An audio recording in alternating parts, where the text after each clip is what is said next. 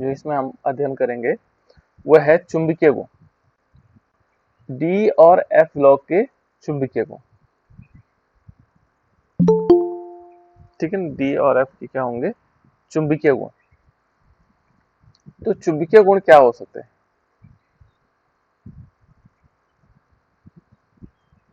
ये है हमारे पास चुंबकीय गुण। और चुंबकीय गुण होते क्या है पहले, है ना, मैग्नेटिक प्रॉपर्टी क्या होती है ये चुंबकीय गुण? किसी को मालूम है चुंबकीय गुण क्या हो सकते हैं?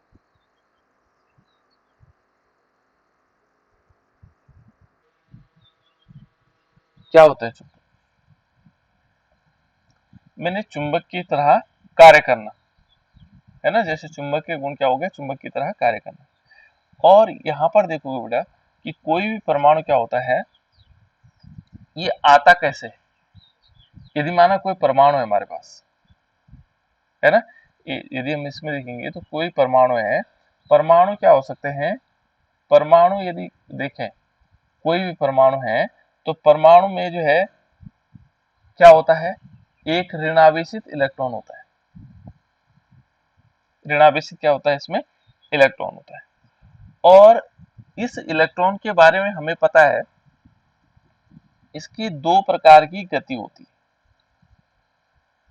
ठीक है ना, इसके चक्रण के कारण, है ना, इसमें क्या होगा, इलेक्ट्रॉन की एक तो होती कक्षीय गति, एक क्या होती है, कक्षीय गति। इसमें यदि देखेंगे तो इलेक्ट्रॉन की कितने प्रकार की गति होगी, दो प्रकार की गति होती है। ठीक है ना, गति कितने प्रकार की होती है इस इलेक्ट्रॉन में, दो प्रकार। कैसे कैसे गति होती है? एक तो होती है, देखो जैसे हमने ये बीच में रदरफोर्ड का मॉडल पढ़ा था, ये क्या क्या करता है, इस कक्ष के चारों ओर ऐसी गति करता है। ये तो कक्षा है, इस कक्षा में इलेक्ट्रॉन ऐसी गति कर रहा है, ऐसे घूम रहा है। किसके चारों ओर घूम रहा है? इलेक्ट्रॉन के चारों, सॉरी, प्रोटॉन के बीच में, नाभिक के चारों ओर घूम रहा है। यहाँ पर इलेक्ट्रॉन घूम रहा है, लेकिन एक कक्षा में घूम रहा है। एक तो कक्षा में घूम रहा है, और एक क्या करता है, ये अपने अक्ष पर घूमता है। अपने अक्ष पर, ये जो ऐसे है बना हुआ है इलेक्ट्रॉन, ये ऐसे घूमता रहता है, एक अपने अक्ष पर ही घूमता है। और इसके अक्ष पर घूमने के दो तरीके हैं। दो तरीके क्या है, ये क्या करता है, प्लस हाफ घूमता है और फिर माइनस हाफ घूमता है। तभी तो हमें देखा होगा जब हमने 11वीं में पढ़ा था, इसके क्वांटम नंबर्स पढ़ा था, तो चक्रण की जब हम बात कर रहे थे तो चक्रण दो प्रकार के हो सकते हैं। एक ऐसे चक्रण करता था, यानी कि थोड़ी देर के लिए प्लस हाफ को, मतलब क्लॉकवाइज यहां तक घूमा, फिर क्या हुआ, एंटी क्लॉकवाइज, ये फिर वापस ऐसे घूमा। तभी जब हम इलेक्ट्रॉन को दिखाते हैं, किसी कक्षा में दिखाते हैं, तो ऐसे दिखाते हैं, यानी कि प्लस हाफ और माइनस हाफ। ये इलेक्ट्रॉन क्या करता है, प्लस हाफ, एक प्लस हाफ घूम रहा होगा तो दूसरा माइनस हाफ घूम रहा होगा। तो इन इन इलेक्ट्रॉनों के कारण उसमें चुंबकीय गुण आ जाता है, इन दो प्रकार की गतियों के कारण। ठीक है ना, एक अपने अक्ष पर चक्रण करता है, और एक क्या करता है, कक्षा में चक्रण करता है। ठीक है ना, इन दोनों के कारण, ये जो दो प्रकार की गतियां हैं, इन दोनों के कारण उसमें क्या होता है, चुंबकीय क्षेत्र उत्पन्न होता है। समझ में आई मेरी बात? एक लाइन में यदि हम कहें कि चुंबकीय गुण कहां से आया, ठीक है ना, तो हमें पता लग गया कि चुंबकीय गुण आया कहां से। चुंबकीय क्षेत्र क्या होगा, इसके कारण क्या होगा, चुंबकीय क्षेत्र उत्पन्न हो जाता है। किसके कारण, किसके कारण होता है बेटा चुंबकीय क्षेत्र उत्पन्न? चुंबकीय क्षेत्र उत्पन्न किसके कारण हुआ, कौन बताएगा? सर इलेक्ट्रॉन के माइनस प्लस। चुंबकीय क्षेत्र क्यों उत्पन्न हुआ? और कोई बच्चा बताओ बेटा।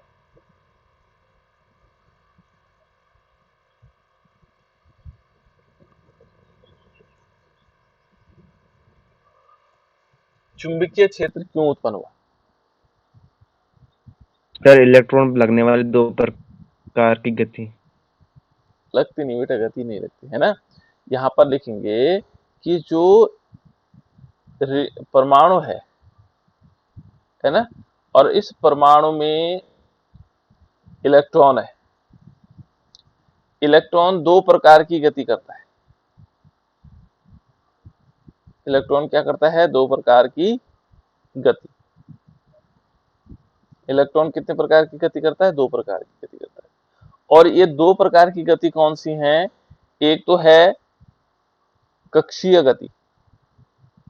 कैसी गति है बेटा? कक्षीय गति, जो कक्षा में गति करता है।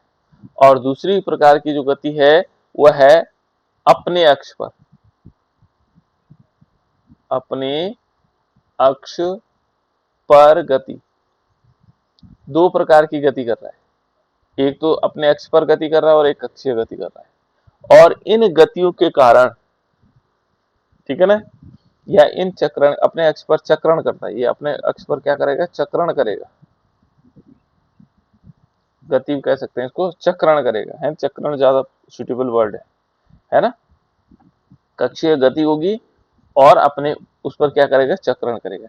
इन दोनों के कारण यहां पर क्या होगा?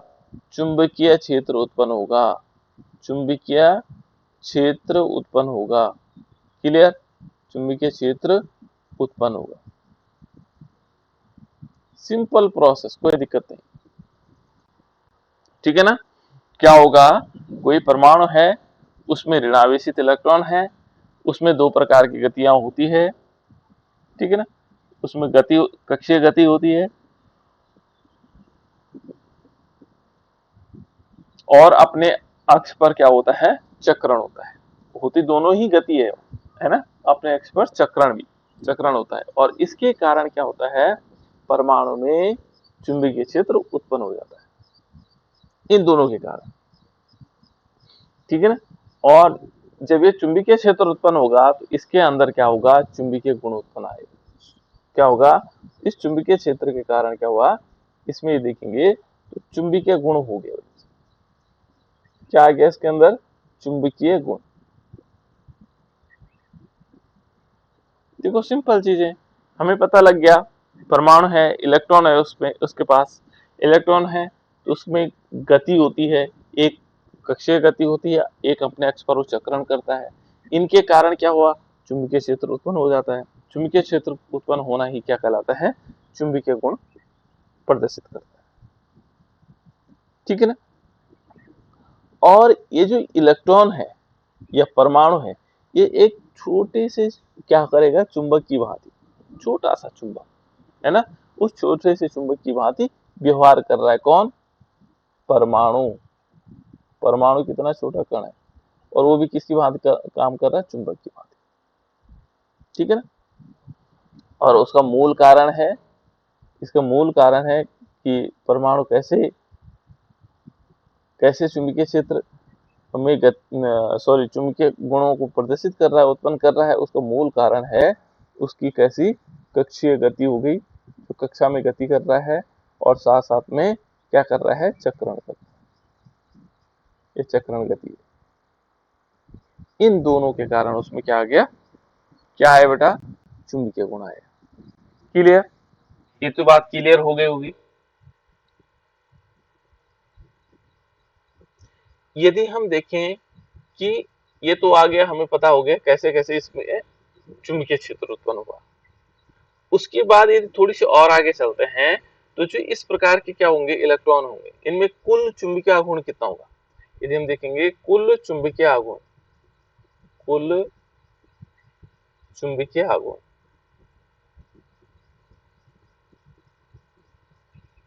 यदि हम कुल चुंबकीय आघूर्ण देखें तो कितना होगा? चुंबकीय आघूर्ण को हम दिखाते हैं बेटा किससे? ये दिखाते हैं म्यू से। ये है चुंबकीय आघूर्ण, है ना। तो इस म्यू से दिखाया जाता है, तो दोनों के योग के बराबर होगा। दोनों के योग का मतलब जो हमारे पास क्या होगा?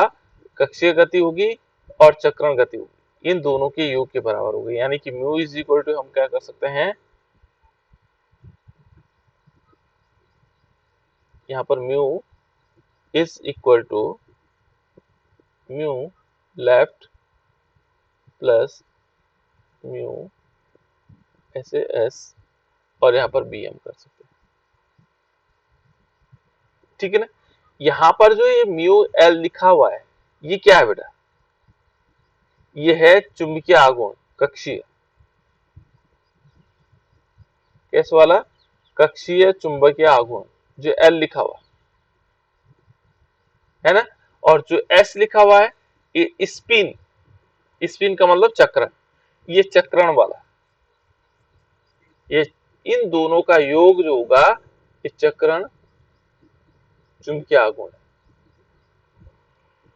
ठीक है ना। इनके योग के बराबर कुल जो है क्या होगा, चुंबकीय आघूर्ण होगा। क्लियर।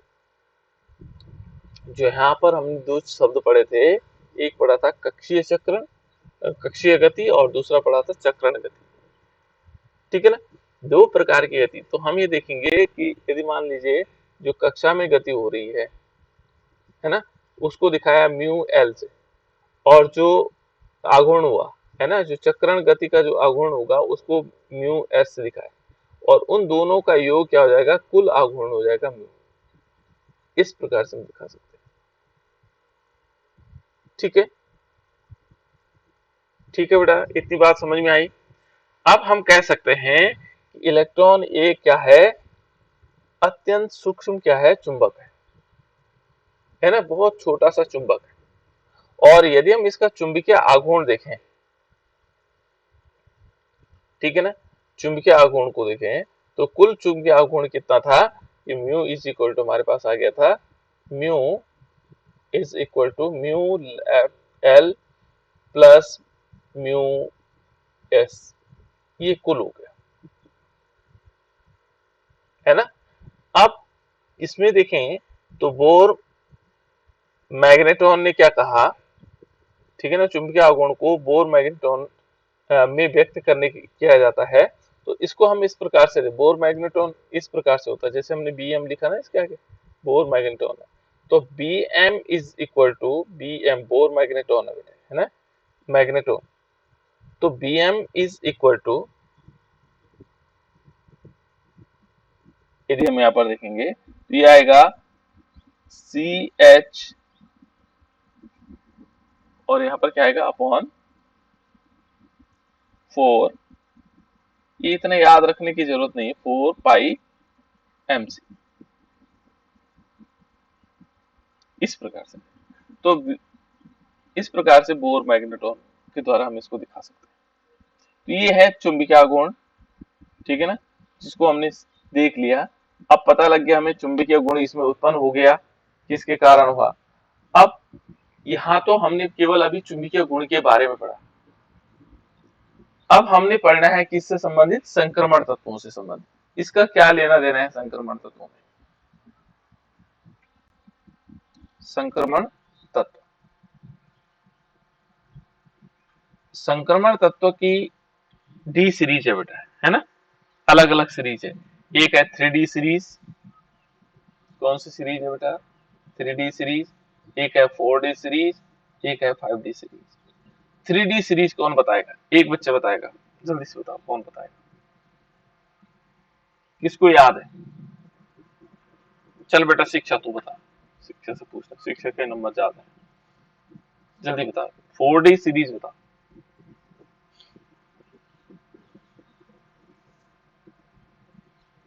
मैं 3D सीरीज नहीं पूछ रहा हूँ, 4D सीरीज पूछ रहा हूँ।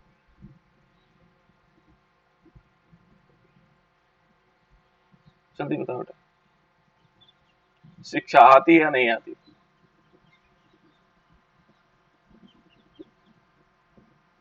आता है या नहीं आता, ये बताओ, yes no.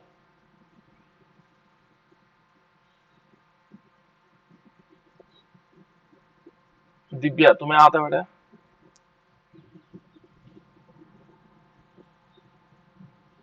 Sushma yes sir. बताओ बेटा।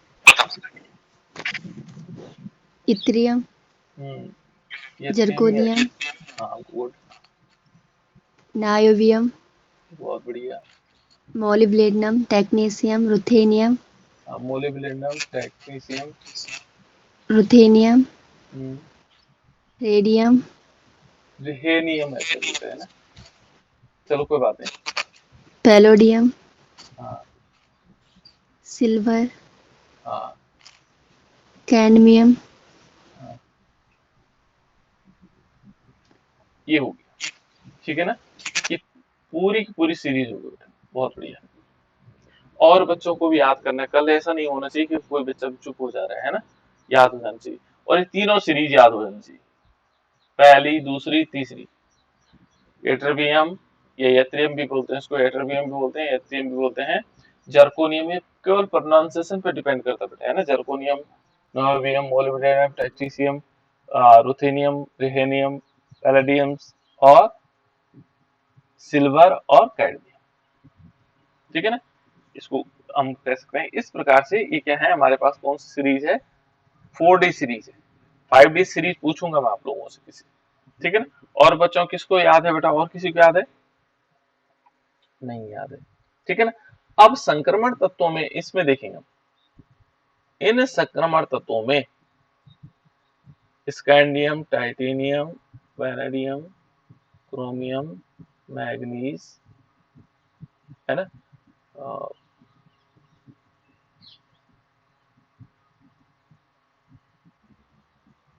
सॉरी, फेरस, कोबाल्ट,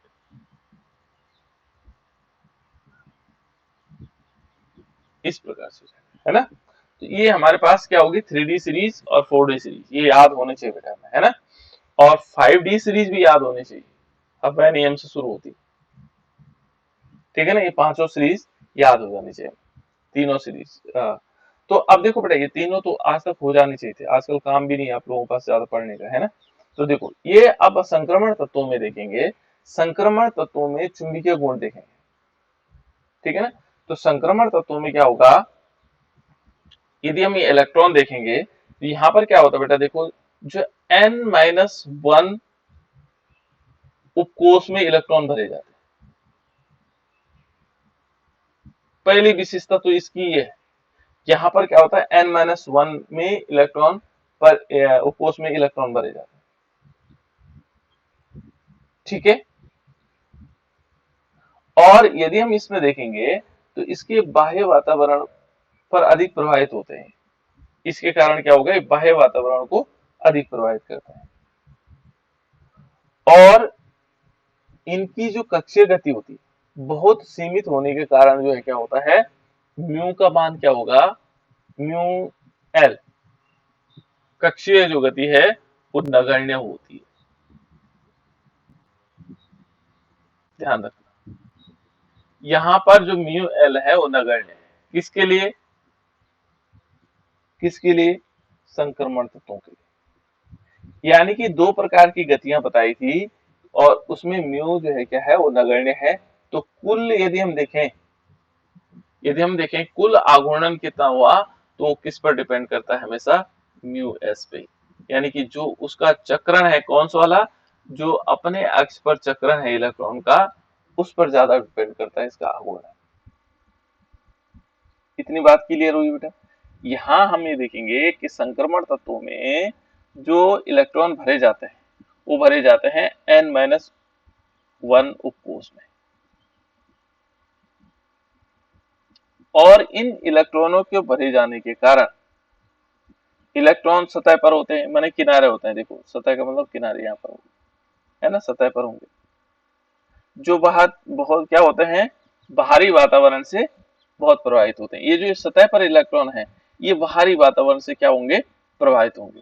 ये ध्यान रखना बेटा। इसमें डी ब्लॉक तत्व में जो डी ब्लॉक के तत्व होते हैं, ठीक है ना, डी ब्लॉक के तत्व यानी कि जो संक्रमण तत्व हैं उनमें जो इलेक्ट्रॉन भरे जाते हैं वो भरे जाते हैं n-1 उपकोष में। और इसके कारण क्या हुआ बेटा, इसके कारण वो जो इलेक्ट्रॉन है वो सतह पर है, कहाँ है, सतह पर है, ठीक है ना।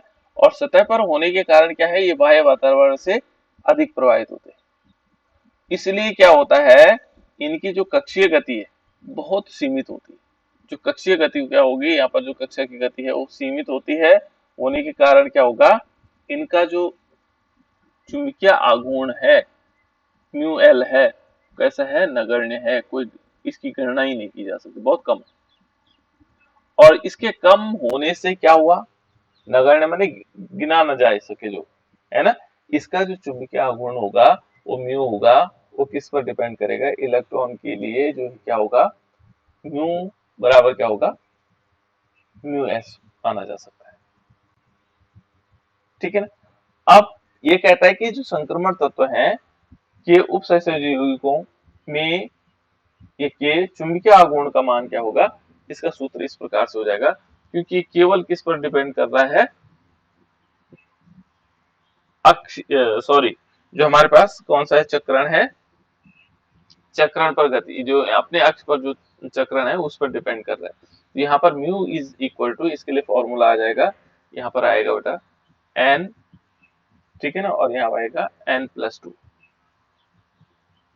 भाई ये फॉर्मूला आ जाएगा म्यू इज इक्वल टू इतना, ये फॉर्मूला आ जाएगा, ठीक है ना, इस संक्रमण तत्वों के लिए आएगा, है ना।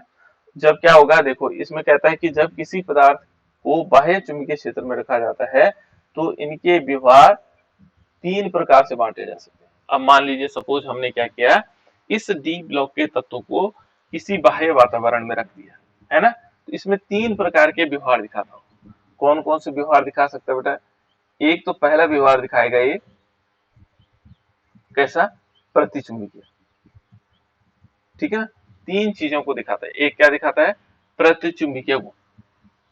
दूसरा व्यवहार क्या दिखाता है, जब भी हम क्या करते हैं इसको किसी बाह्य वातावरण में रखते हैं, ठीक है ना, तो देखो ये क्या कहता है कि जब किसी पदार्थ को बाह्य चुंबकीय क्षेत्र में रखा जाता है तो इसके व्यवहार को तीन वर्गों में बांटा जा सकता है। हमने क्या किया, इसको बाह्य चुंबकीय क्षेत्र में रखा, तो बाह्य चुंबकीय क्षेत्र में मान लीजिए हमारे पास क्या है, परमाणु है, क्या है बेटा, परमाणु। और परमाणु को हम क्या करते हैं, किसी चुंबकीय क्षेत्र, बाह्य माने किसी अन्य चुंबकीय क्षेत्र में रखते हैं। हमने क्या किया, इसको चुंबकीय क्षेत्र में रखा। ये देखो, एक हमने परमाणु लिया और उसको चुंबकीय क्षेत्र में रखा, और इस परमाणु को चुंबकीय क्षेत्र में रखने पर इसमें तीन प्रकार का व्यवहार दिखाता है। और वो तीन प्रकार कौन कौन से हो सकते हैं, किसी को मालूम है? जब हमने परमाणु यहाँ रखा तो तीन प्रकार का व्यवहार दिखाएगा, कौन कौन से व्यवहार होंगे बेटे, इस चुंबकीय क्षेत्र में तीन प्रकार का व्यवहार दिखा सकता है। पहला व्यवहार दिखाएगा प्रतिचुंबकीय गुण। कौन सा गुण दिखाएगा बेटा, प्रतिचुंबकीय गुण।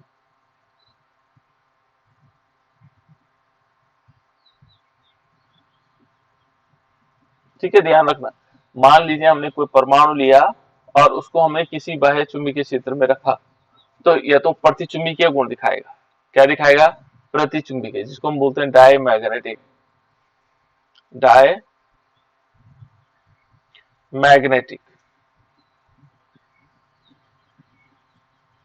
ठीक है ना, डायमैग्नेटिक, मैग्नेटिज्म भी कह सकते हैं इसको, मैग्नेटिज्म, है ना।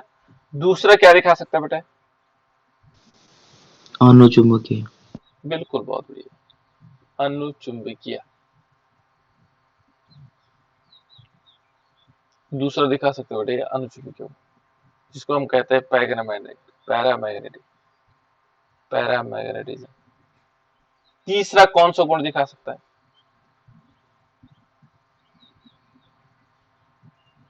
लोहा चुंबकत्व, यह लोहा चुंबकीय, लोह चुंबकीय गुण। ये तीन प्रकार के गुण दिखाएगा लोहा चुंबकीय गुण। इतनी बात तो समझ में आ गई होगी आप लोगों की, है ना, कि यहाँ पर क्या हुआ कि अब सिंपल, पहले तो हमने पढ़ लिया कि परमाणु के अंदर क्या क्या चीजें हो सकती है, उसके अंदर चुंबकीय गुण है, ये हमें पता लगा दिया, है ना, और उस किसके कारण है, उसके जो अपने अक्ष पर चक्रण है उसके कारण जो है चुंबकीय गुण है ना। और एक दूसरा कौन सा गुण होता है जो वो क्या करता है, कक्षा में गति करता है, उसके कारण चुंबकीय क्षेत्र। अब हमने उस परमाणु को उठा करके किसी बाह्य चुंबकीय क्षेत्र में रख दिया, बाह्य चुंबकीय क्षेत्र में नहीं, किसी अन्य चुंबकीय क्षेत्र में रख दिया। उस चुंबकीय क्षेत्र में रखने पर क्या हुआ, उसने तीन प्रकार के गुण दिखाए। कितने प्रकार के गुण दिखाए, तीन प्रकार, एक दो तीन, प्रतिचुंबकीय गुण, अनुचुंबकीय गुण और लोह चुंबकीय गुण, ठीक है ना, जिसको हम कहते हैं फेरोमैग्नेटिज्म, इसको फेरोमैग्नेटिज्म भी कहते हैं, अंग्रेजी में इसको कहते हैं फेरोमैग्नेटिज्म। क्या बोलते हैं, फेरोमैग्नेटिज्म।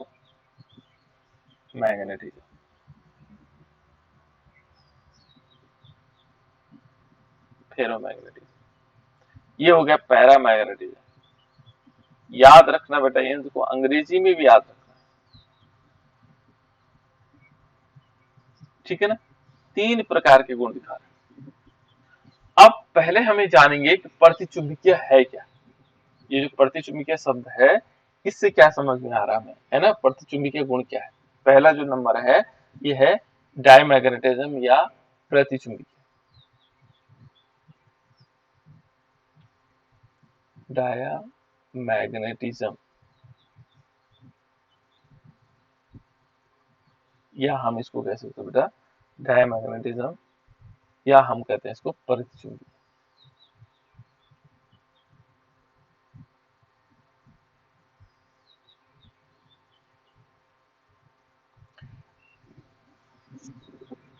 इसमें एक क्वेश्चन पूछ रहा हूं बेटा, है ना, कि मान लीजिए एक परमाणु को, कि हमने परमाणु लिया,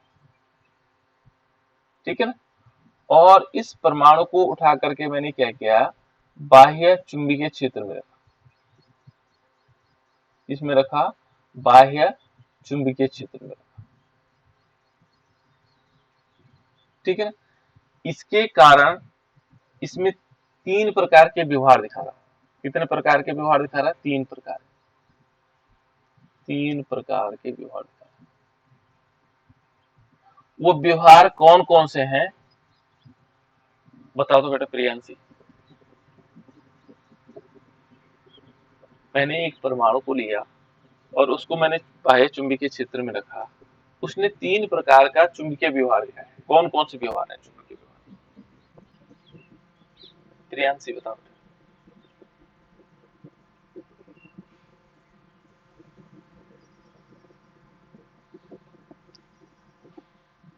गलत बात हो रही है ना, अभी बताया मैंने। एक मिनट है और पूछता हूँ। अभिषेक नाथ बताओ बेटा।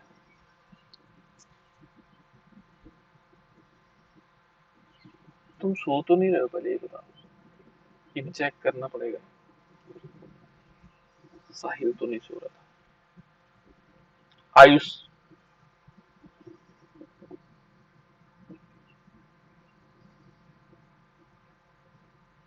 आयुष बताओ बेटा। दिव्या,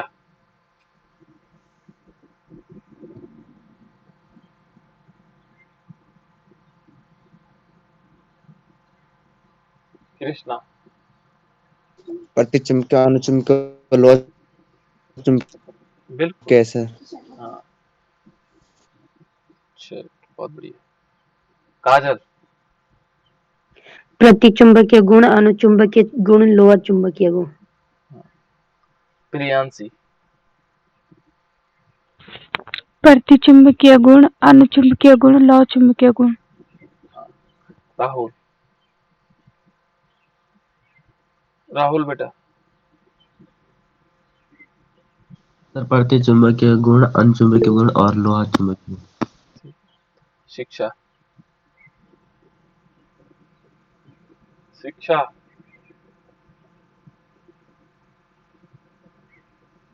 बताओ बेटा। शिक्षक कहाँ गए वो? Vandana, diamagnetic, paramagnetic, ferrimagnetic. Ferromagnetism, ferromagnetism है ना। चलो बढ़िया। सुषमा, प्रतिचुंबकीय गुण, अनुचुंबकीय गुण, लोह चुंबकीय गुण। शिक्षा ने नहीं बताया, बस शिक्षा सो रही सहेली से आई थिंक। दिव्या, तुम बताओ बेटा। दिव्या,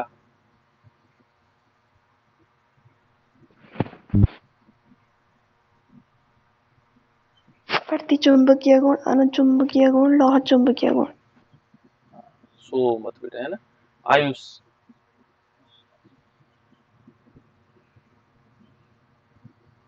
बताओ बेटा आयुष। और अभिषेक नाथ। देखो, ये 3 प्रकार के गुण हैं, ठीक है ना। 2-3 बच्चे सो रहे हैं, पता नहीं क्यों नहीं बोल रहे हैं, समझ में नहीं आ रही बात, है ना। तो देखो बेटा, पहला हम देखेंगे कि प्रतिचुंबकीय गुण क्या है। इसमें यदि हम देखेंगे प्रतिचुंबकीय गुण क्या है, जिसको हम डायमैग्नेटिज्म कह रहे हैं, वो कौन सा गुण है डायमैग्नेटिज्म। है ना। डाईमैग्नेटिज्म गुण क्या होता है?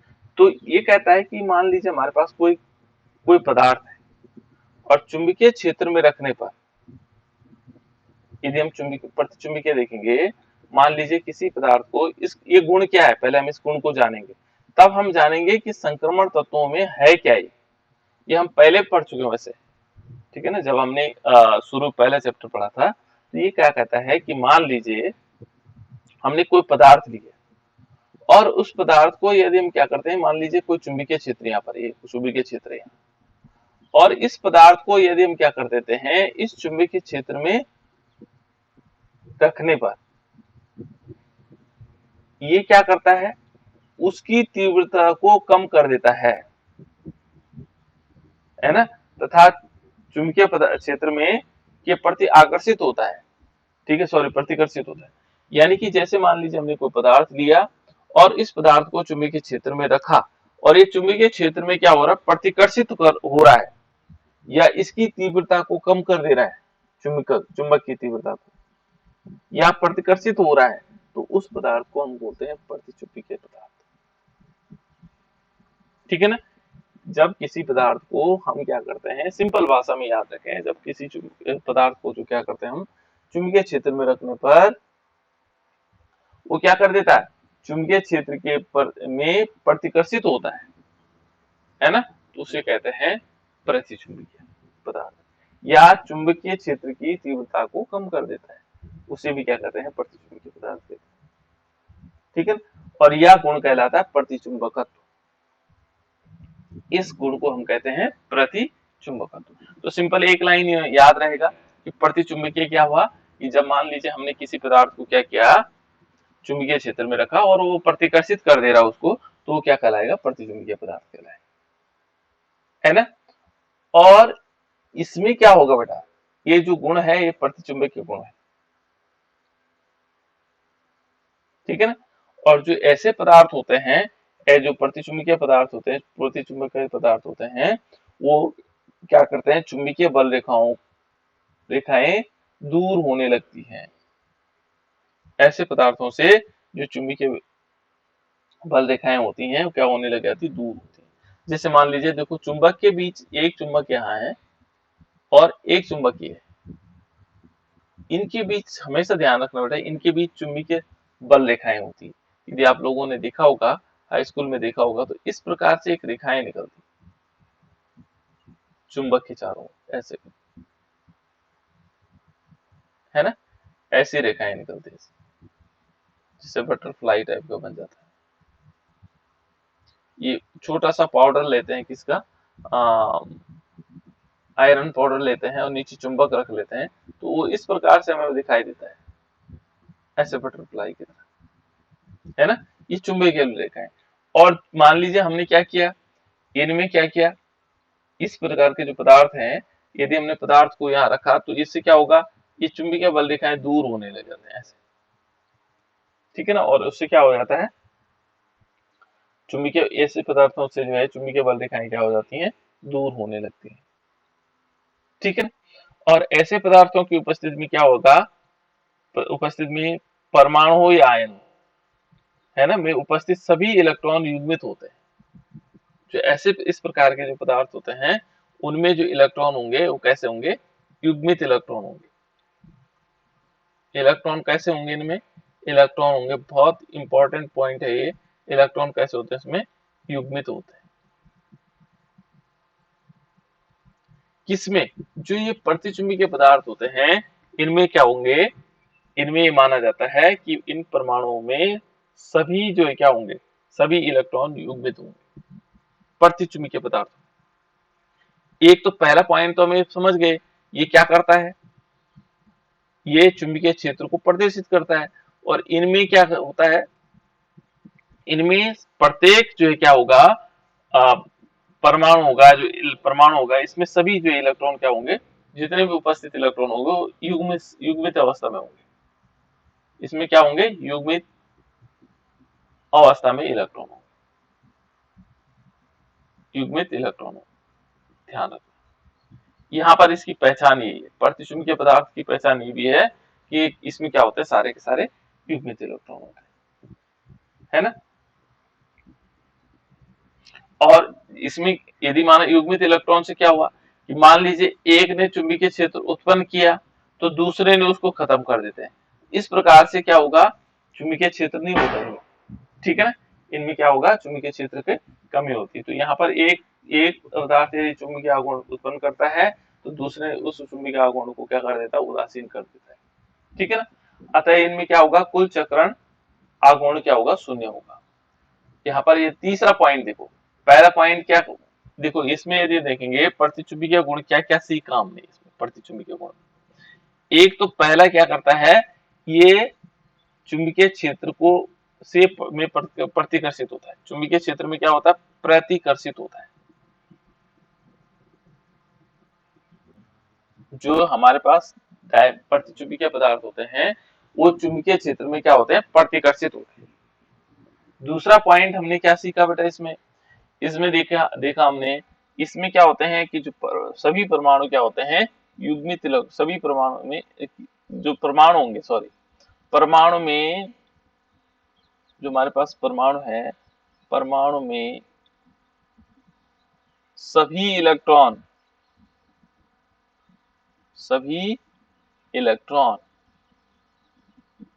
जो सारे के सारे इलेक्ट्रॉन होंगे, सभी इलेक्ट्रॉन युग्मित होते हैं।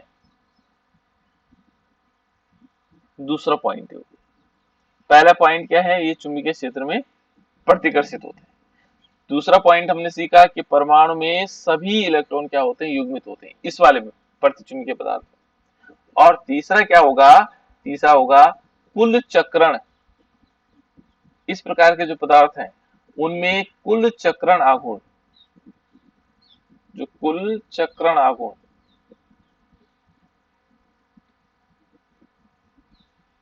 ठीक है ना, जो कुल चक्रण आघूर्ण होगा वो कैसा होगा, वो शून्य होगा। कैसे पता लगा हमें शून्य होगा, हमने अभी बताया था कि जब एक चक्रण दिखाता दूसरा उसको क्या कर देता, उदासीन कर देता, ठीक है ना। तो ये तीन प्रकार के गुण हमें सीख लिए, है ना। और इसका चौथा जो पॉइंट आएगा बेटा वो इम्पोर्टेंट है, ये बहुत इंपॉर्टेंट, जो ये प्रतिचुंबकीय चुंबकत्व का गुण जो है ताप पर निर्भर नहीं करता है। ये बहुत इंपॉर्टेंट है। देखो जो प्रतिचुंबकत्व का गुण है, कौन सा वाला, प्रतिचुंबकत्व का गुण,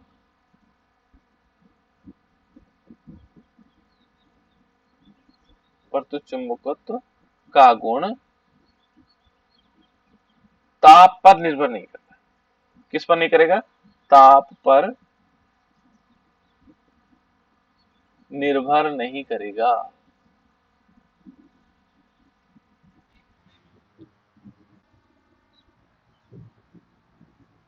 यह निर्भर नहीं करता है, ठीक है ना। ये तीन चार पॉइंट और इंपॉर्टेंट हो गए, है ना।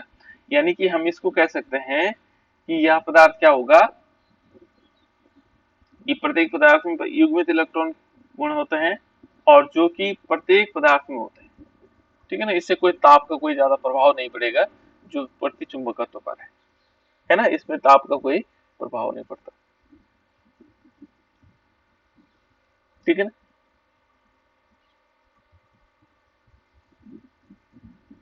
इतनी सारी चीजें हमें इसमें पढ़नी।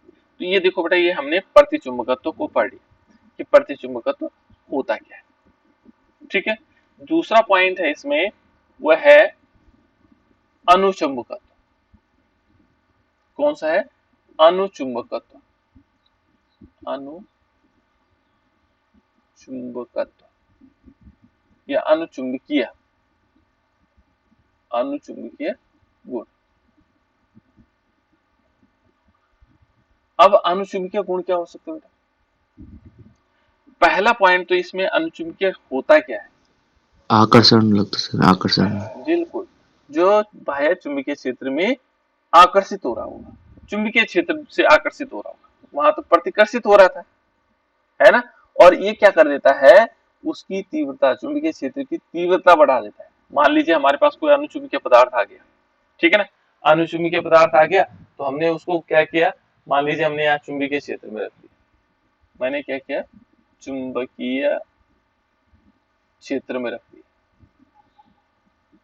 देखो हमने क्या किया, इसको एक पदार्थ लिया, अनुचुंबकीय पदार्थ लिया, ये अनुचुंबकीय पदार्थ, और इसको हमने क्या किया, चुंबकीय क्षेत्र में रख लिया। क्या क्या घटनाएं होंगी, एक तो इसकी तीव्रता बढ़ा देगा, चुंबकीय क्षेत्र की क्या बढ़ाएगा, तीव्रता। वो क्या कर रहा था, तीव्रता कम कर दे रहा था, ये चुंबकीय क्षेत्र की तीव्रता बढ़ा देगा। और दूसरा क्या होगा, ये चुंबकीय जो बल रेखाएं हैं, क्या होगा, चुंबकीय बल रेखाओं, चुंबकीय बल रेखाओं के को अपनी ओर आकर्षित करेगा, को अपनी ओर आकर्षित करेगा, अपनी ओर आकर्षित करेगा। ठीक है ना, सरल हो गया हमारे लिए सीखने के लिए, है ना। पहला गुण तो क्या था, देखो प्रतिचुंबकीय पदार्थ में क्या हो रहा था कि जो चुंबकीय क्षेत्र में रख रहे थे तो उसकी तीव्रता को कम कर दे रहा था, और जो चुंबकीय बल रेखाएं थे उनको प्रतिकर्षित कर रहा था। लेकिन यहाँ क्या हो रहा है, चुंबकीय बल रेखाओं को अपनी ओर आकर्षित कर रहा है और तीव्रता को बढ़ा दे रहा है। ठीक है ना, ये दो चीजें, दो घटनाएं हो रही हैं। और ऐसे पदार्थ को हम कहते हैं, क्या कहते हैं, अनुचुंबकीय पदार्थ। और इस गुण को कहते हैं अनुचुंबकत्व, अनुचुंबकत्व, पैरामैग्नेटिज्म।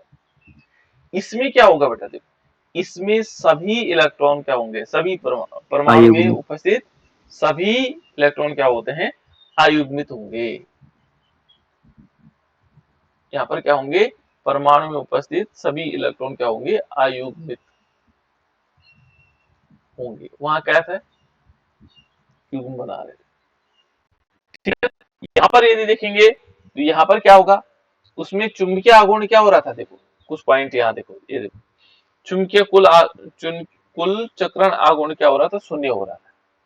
यहाँ पर क्या होगा, जो चक्रण आघूर्णन होगा, ठीक है ना, यहाँ पर क्या होगा, चक्रण जो आघूर्ण होगा या चुंबकीय आघूर्ण होगा वो क्या होगा, पाया जाता है इसमें। ठीक है ना, दूसरा तीसरा पॉइंट है, चौथा पॉइंट यहाँ पर हम लिख सकते हैं, इनमें क्या होता है, चुंबकीय आघूर्ण पाया जाता है, चुंबकीय आघूर्ण पाया जाता है।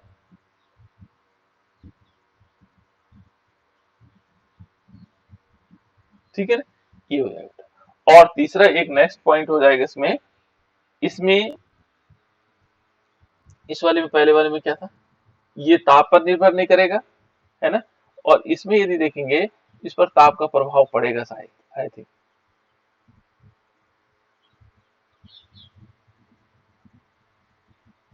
ठीक है, चलो इसमें लिखा नहीं लेकिन ताप का प्रभाव इस पर पड़ेगा। इस प्रकार से हम समझ सकते हैं। देखो बेटा, ये हमने अनुचुंबकीय, अब रह गया एक लोह चुंबकीय पदार्थ। तीसरा हम क्या कहें, तीसरा टाइप का हो गया लोहा चुंबक। तो इससे पहले हम क्या करते हैं, इसको कल बताऊंगा आप लोगों को, लोहा चुंबकीय पदार्थ या गुण। ठीक है बेटा, आप लोग थोड़ा सा पढ़ कम रहे हो, पढ़ाई करना शुरू करो।